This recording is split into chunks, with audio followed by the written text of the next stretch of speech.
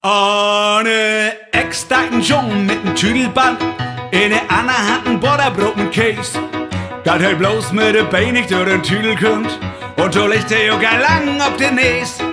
Und er rasselt mit dem Dasso gegen die Kannstein, und er blitzet ganz gehörig auf den Zung. Aua, als er aufsteigt, sagt er nicht weit und das ist ein Klacks für ein Hamburger Jung. Und alle klatschen, Clown, Clown, Äpfelbombe, Clown, ruckzuck übern Zaun. Ein jeder aber kann das nicht, denn er muss aus Hamburg sein. Danke an der Ex-Daten, deren mit nem Eierkorb, in der anderen Hand ein Graudebuddel rum. Dat sie bloß nicht mit de Eier ob der Glas durchslide, und da sagt er doch lang bum bum. Und sie schmidt de Eier und de Rum zusammen, und sie 16 Eier grockt er verkehren. Als er absteigt, sagt er nicht weit um, das ist ein Klacks für ein Hamburger Dern. Und wenn er klatschen, Clown, Clown, Äpfelbombe, Clown, ruckzuck übern Zaun.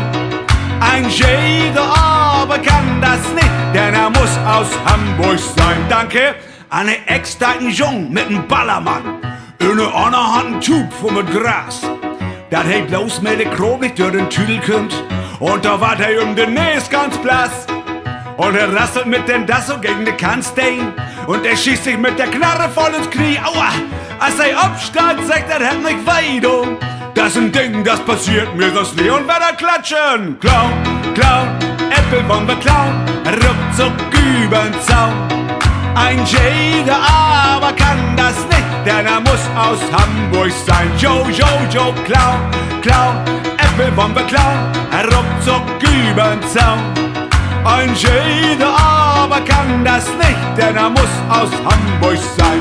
Und Fiete, Fiete, Fiete von der Alm hat die Büchs voll Qualm.